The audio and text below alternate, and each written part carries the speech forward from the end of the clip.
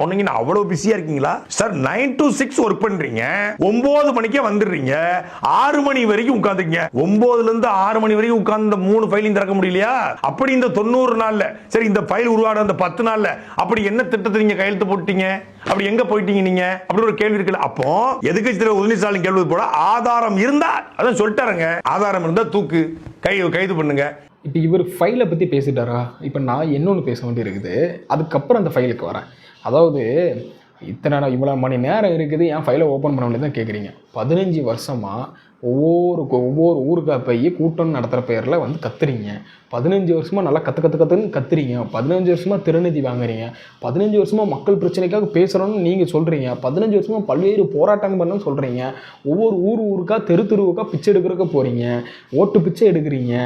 ஓட்டு பிச்சை வேணான்னு சொல்கிறீங்க. ஜெயிக்கிறதுக்கு எங்களுக்கும் ஒரு வாய்ப்பு கொடுங்கன்னு சொல்லிட்டு பிச்சை கேட்குறீங்க. இப்படிலாம் பிச்சை கேட்டும் உங்களை ஏன் மக்கள் தேர்ந்தெடுக்கல? 15 வருஷமாக நீங்கள் இவ்வளோ புடுங்கி தள்ளியும் இந்த மக்கள் வேணான்னு சொல்கிறத அவங்க அறுத்து கிழிச்சிட்டு போனாங்க. அப்படிப்பட்ட நீங்களாம் ஏன் கொஸ்டின் உட்காந்து கேட்குறீங்க? ஏன் நீங்கள் இதை ஓப்பன் பண்ண வேண்டியதானே? அதோடு உங்களுக்கு வேறு வேலை இருக்கா?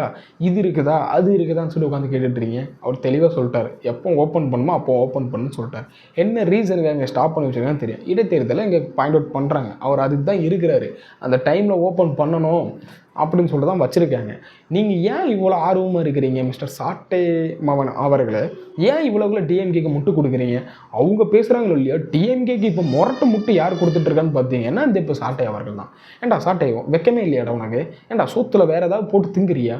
டிஎம்கேக்கு முட்டு கொடுக்குறது ஜென்சின்னு சொல்லிட்டு இப்போ ஒரு 10 பேர் கிடக்குறானுங்க, அவனை முட்டு கொடுத்துட்ருக்குறானுங்க. அவனுக்கு மேலே நீ முட்டு கொடுக்குறா? நான் டிஎம்கே நீ தான் முட்டு கொடுப்பியா? நான் இப்போ முட்டு கொடுக்குறேன் பாரு, என்ன மாதிரி முட்டு கொடுக்க கற்றுக்க அப்படின்னு சொல்லிட்டு முட்டு கொடுத்துட்ருக்காது. சரியா?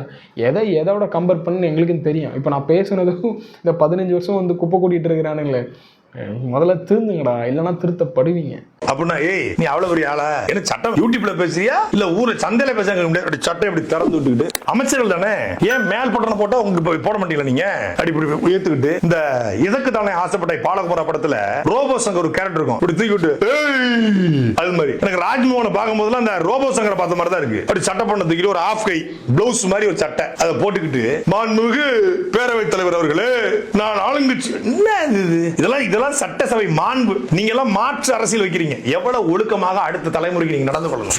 ஒழுக்கத்தை பற்றிலாம் கண்டேன், நாயெல்லாம் பேசணும்னு சொல்லிட்டு கனவா நான் கண்டேன். ஏண்டா ஒழுக்கம்னா என்னன்னு உங்களுக்கு தெரியுமாடா? ஒழுக்கத்தை பற்றி நீ உட்காந்து பேசிகிட்டு இருக்கிறான். எனக்கு புரியலை. கெட்ட வார்த்தை பேசுகிறதில்ல 1 நம்பர் உனக்கு ஒரு அவார்டு கொடுக்கணும்னா உனக்கு கொடுக்கலாம்டா, உனக்கு ஒன்னொன்னுக்கும் கொடுக்கலாம். அடுத்தவனை பற்றி அவதூறு பேசணும்னா ஒன்று கொடுக்கலாம்.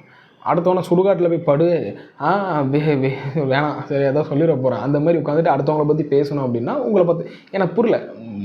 இளைஞர்கள்லாம் அடுத்த தலைமுறையெல்லாம் வந்து உங்களை பார்த்து கற்றுக்கணும். ஆனால் நீங்கள் இப்படி ஒழுக்கம் கெட்டு போயிருக்கிறீங்களா அண்ணன் சொல்கிறாரு. ஒழுக்கத்தை பற்றிலாம் நீ பேசணும்னு சொல்லிட்டு அருகதையே இல்லாத ஆள் யாருன்னு பார்த்தீங்கன்னா இந்த சாட்டை மாவன் அவர்கள் தான். ஒழுக்கத்தை பற்றி பேசுகிறதுக்கெல்லாம் தகுதி இல்லாதவங்களாம் அந்த ஒழுக்கத்தை பற்றி பேசுகிறத பார்த்தா தான் சிரிப்பாக இருக்குது. இந்த ஒழுக்கம்னு சொல்கிறீங்களே, அந்த ஒழுக்கம் எந்த கடையில் விற்குதுன்னு கேட்டு இருந்துக்கிட்டு இல்லைன்னா வேறு எவன்கிட்டையாவது உட்காந்து கேட்டு எவனா ஒழுக்கத்தோடு இருப்பான் அவன்கிட்ட போய் கற்றுக்கிட்டு வந்து அந்த ஒழுக்கத்தை பற்றி உட்காந்து பேசுகிறா சாட்டை மாணவர்களே. ஒழுக்கத்தை பற்றி பேச வந்துட்டான், பெரிய ஒழுக்கத்தை பற்றி எப்பவும் போல் உட்காந்துட்டு இந்த 2 பேருக்கு நடுவில் உட்காந்து இருந்துக்கிட்டு இந்த அது எப்படி சொல்கிறது கோஆர்டினேட் வேலை உட்காந்து பார்த்துட்டு இருப்பீங்க. அந்த வேலையாவது உருப்படியாக உட்காந்து பாடுறான். இதுக்கெல்லாம் நீ ஆக மாட்டேன். திமுக எங்களை அடிக்க வருது. அதுவும் குறிப்பா ராஜ்மோகன் கடந்த ஒரு வாரமா ஒரு பதிவு பண்றாரு பாருங்க. அவங்க எங்களை திட்டுறாங்க பாருங்க, எங்களை அடிக்கிறாங்க. டீச்சர் ஜெயஸ்ரீ பிரபாகர் டீச்சர் இவர் எங்களை கிள்ளி வச்சுட்டா டீச்சர் எங்க இப்ப பேனா வச்சு குத்திட்டான் டீச்சர் அடிரப்பட திட்டான் டீச்சர். அவங்க ஆயில கெட்ட வார்த்தை போடுறாங்க, கொட்டாய் விட்டா கூட கெட்ட வார்த்தைன்றாங்க. அவர் எந்திக்கும் போதெல்லாம் உட்காந்து சமாதானப்படுத்த சொன்னா அவருடைய ஸ்டைலு இவர் பள்ளி கல்வித்துறை எனக்கு ஒன்றும் புரியலங்க. 15 வருஷமாக ஜெயிக்கிறதுக்கு துப்பு இல்லை, டெபாசிட் வாங்க துப்பு இல்லை, எப்படி சொல்கிறது, பல்வேறு அவதூறுகள், பல்வேறு தனிமனித தாக்கல்கள், தனிமனித வெறுப்பு தாக்கல்கள், ஒருத்தன் மேலே வன்மத்தை கொட்டுறது, பொய்யா சொல்கிறது, அவதூறு பரப்புறது, இதெல்லாம் பண்ணிகிட்டு இருக்காருங்க. ஒரு தொகுதி ஜெயிக்கிறதுக்கு வக்கும் துப்பும் இல்லாதவங்களாம் சட்டமன்றத்தை பற்றி உட்காந்து பேசிகிட்டு இருக்கிறான். நான் பொதுமக்களை சொல்லலை. இந்த மாதிரி உட்காந்து அரசியல் கட்சியில் உட்காந்து பேசுகிறாங்கல்ல, சட்டமன்றத்தை பற்றி என்னடா உனக்கு தெரியும்? டிஎம்கேக்கு முட்டு கூடுறா, அதுக்குன்னு சொல்லிட்டு வெளிப்படையாக நான் டிஎம்கே தான் முட்டு கொடுக்குறேன்னு கொடுக்காத. அப்போ உன் தம்பிகள்லாம் வந்து கோச்சிக்க மாட்டாங்களா? ஐயோ அண்ணன் வேற இப்படி வெளிப்படையாக உட்காந்து டிஎம்கே முட்டு கொடுக்குறான், நம்ம வேற டிஎம்கேட பல உரண்டை எடுத்துருக்கோம், இப்போ இந்த விர்ச்சுவல் வாரிசு வந்தான்னா என்ன பதில் சொல்கிறது? இந்த மாதிரி உட்காந்து ஒன்றை முரட்டு கொடுத்துட்ருக்கானே அப்படின்னு கேட்டால் என்ன பதில் சொல்கிறேன்னு சொல்ல தெரியாமல் முழிச்சிட்டு இருக்கானடா உங்களை மாதிரி ஆட்களால். நேரத்துக்கு நேரம் பச்சோந்தி கூட மெதுவாக கலர் மாறும், பச்சோந்தியோட வேகமாக கலர் மாறி யாருன்னு பார்த்தீங்கன்னா அந்த சாட்டை மாவன் தான். சாரி, மஞ்சப்பொடி. ஏண்டா நீ பேசாமல் என்ன பண்ணு சாட்டை மாவனை? நீ ஏற்கனவே ஒரு ஆடியோவில் சொன்னால் தெரியுமா, மஞ்சப்பொடிக்கு பற்றி ஒரு எக்ஸ்பிளைன் பண்ணால் பார்த்தியா? மஞ்சப்பொடி பிஸ்னஸ் பண்ண பாடுறா, உனக்கு இந்த அரசியல் செட்டே ஆகலை. ரெண்டாவது வந்து ஒரு மனுஷனுக்கு வந்து நாக்கில் சுத்தம் இருக்கணும்னு சொல்லுவாங்க. அதுக்கு எதுக்கு அந்த அப்படி சொல்கிறாங்கன்னா, வாயை மாற்றி பேசக்கூடாது, அந்த சுத்தத்துக்கு இந்த மாதிரி நடந்துக்கணும் அப்படின்னு சொல்லுவாங்க. நாக்கை மாற்றி பேசுகிறவன் அந்த நாக்கு இருக்க போய் தானே மாற்றி பேசிகிட்டு இருக்கான். இப்போ உனக்குலாம் என்ன பண்ணால் நாக்கு 2 துண்டை வெட்டி போட்டனா தப்பு உட்காந்து பேசுகிறதுக்கு வாய்ப்பு இருக்குல்ல. அப்படி தான் அவன் ஆகணும். அப்பவுமே அவன் உட்காந்து பேசுவான், விஜய் கடிக்கணும்னு சொல்லிட்டு கடிக்கணும்னு சொல்லியே பைத்தியமாக மாறிடும்.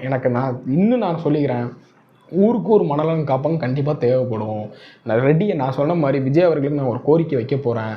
ஊருக்கு ஒரு ஹாஸ்பிட்டல் தேவை மாதிரி, ஊருக்கு ஒரு பள்ளி தேவை மாதிரி, ஊருக்கு ஒரு மனநலன் காப்பகம் கண்டிப்பாக தேவைப்படும். என்ன ரீசன் பார்த்தீங்கன்னா, இந்த மாதிரி ஆட்கள்லாம் உள்ளே பிடிச்சி போடுறாங்கன்னா வாய்ப்புகள் அதிகமாக இருக்கும். ஏன்னா அத்தனை பேரும் பரத் படம் பார்த்துருக்கீங்களா, காதல் படம். அதில் அத்தனை பேர் அவர் பரத் எப்படி இருப்பார், அடிப்பார்ல, அந்த மாதிரி அத்தனை பேரும் விஜய் கடிக்கணும் ஐயா விஜய்ன்னு சொல்லிட்டு சுற்றுவானுங்க. அவனுக்கு அத்தனை பேரும் உள்ளே பிடிச்சி போடணும். என்ன ரீசனுங்கன்னா, இவனை கண்டிப்பாக வந்து பைத்தியமாக மாறிடுறானு ஒரு வருஷத்துக்குள்ள. ஏற்கனவே பாதி பைத்தியமாக மாறிட்டானுங்க. விஜய் அவர்கள் மேலே வந்து வன்மத்திலையும் வெறுப்பிலையும் இருக்கிறானுங்க. அப்படி இருக்கும்போது வந்து இன்னும் அவருக்கு ஒரு வருஷம் ஆட்சி தாண்டினதுக்கப்புறம் இவங்க இன்னும் முழு பைத்தியமாக மாறிடுவானுங்க.